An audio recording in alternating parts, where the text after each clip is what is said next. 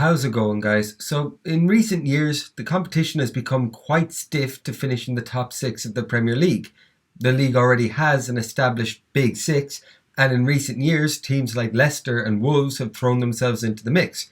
This means there's already 8 teams vying for one of those 6 places, and those teams should probably feel even more nervous about their league hopes this season, since another team, a 9th one, has thrown themselves into the mix. That team being Everton. The question is, can Everton qualify for Europe this season? Quite plainly, the answer is yes, they can. Thank you for watching, and I'll see you all in the next video. Okay, no, they can. Definitely they can. I mean, technically, West Brom and Fulham can, so in this video, we're going to have a look at will they. So, Everton are undoubtedly one of the biggest teams in England. They hold the record for most seasons spent in the top division, 117, and they haven't missed a top flight season since 1954. Recently, though, their top flight status has become kind of unappreciated, something that just is. People look at Everton and think, yeah, they'll finish mid-table, and that's about it. Since 2015, they've pretty much just proved this point with the following finishes: 11th, 11th, 7th, 8th, 8th, and 12th. As you can see, they have, at best, been on the fringes of a European place. No doubt Everton fans got excited when Farhad Mashiri bought his way into the club, and they haven't been shy about using the billionaire's funds to spend big, but they haven't spent wisely. They've thrown huge amounts of money at players like the relatively unproven Moise Kean, as well as Alex Iwobi, who's only ever proven himself to be shite.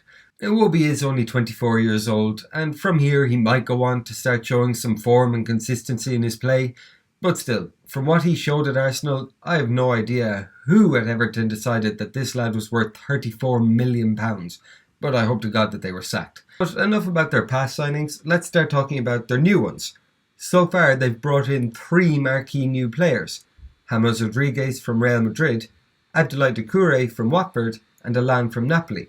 Not only are these 3 fantastic players, but Everton managed to bring them in for about £20 million each. For me, this is much smarter spending from the Toffees. I was going to make this video as soon as James Rodriguez's signing was announced, but instead I looked at their fixture list and saw that they were playing Spurs first, and I decided to wait until after that game, as I decided that it was the perfect test for them. In a way, it both was and wasn't. The result and the performance were exactly what they would have wanted, but they were helped out a lot by how terrible Tottenham were. At the end of the day, they're going to have tougher tests than this, probably even against some of the lesser opposition in the league. Still, as the saying goes, you can only play the opposition in front of you, so 3 points is 3 points, a win away to Spurs is a win away to Spurs, and a perfect start to the season is a perfect start to the season. So fair play to Everton for that. Of the 3 new boys, Doucouré's showing was probably the most reserved. Not a bad performance by any stretch of the imagination, just not a spectacular one either. Alan, meanwhile, showed his new fans exactly what he was bought for, winning possession back on numerous occasions and keeping hold of the ball fairly well, with the exception of a couple of sloppy moments. The big one, though, was James Rodriguez. I feel like a lot of people have this guy written off. I know he hasn't quite managed to replicate his form from the 2014 World Cup, but still, I've had a look at his stats. He scored 29 goals in 85 appearances for Real Madrid and 14 goals in 43 appearances for Bayern Munich. I know goals aren't everything, but they're a good indication of how a player is doing it at the club, and a goal in every 3 games for a midfielder is not a bad return. And in his debut, he showed that he's still got it. His touch, his vision, his passing range, he was putting it all on display. And while he had nothing to do with their winning goal in the end, on another day, he could definitely have finished the match with a goal or an assist, or both, to his name.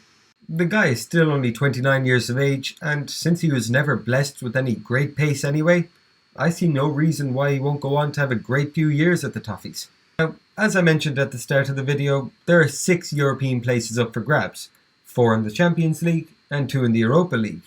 Unfortunately for Everton, I don't think they're quite ready yet to push for a Champions League spot. To be honest, I'd be very surprised if those 4 spots don't end up going to Chelsea, Liverpool, Man City and Man United. Not necessarily in that order. That leaves 2 spots for Everton to focus on.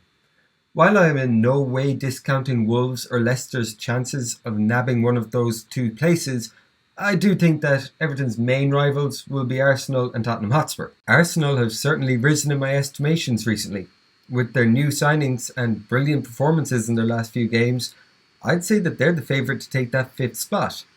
I know it's early days in a long season, but given how things are going at the club, I would say that for that sixth spot, it's hard to argue with Everton being considered the favourite. With their recent signings adding to a squad that already contains the like of Luca Digne, Gylfi Sigurdsson and Richarlison, and the lot of them all being under the coaching of Carlo Ancelotti, one of the most renowned managers in football, I would say that on paper, they definitely have the edge over Wolves and Leicester.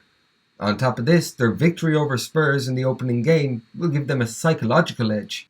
At the end of the day, Everton finished 12th last season, so if they managed to drag themselves up to 7th or 8th this year, it wouldn't be a bad outing for them.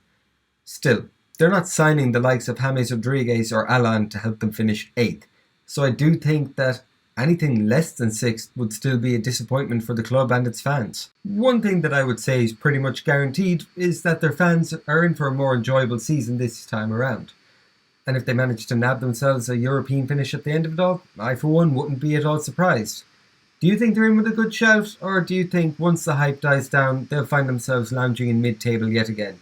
Comment below, and hopefully I'll see you all in the next video.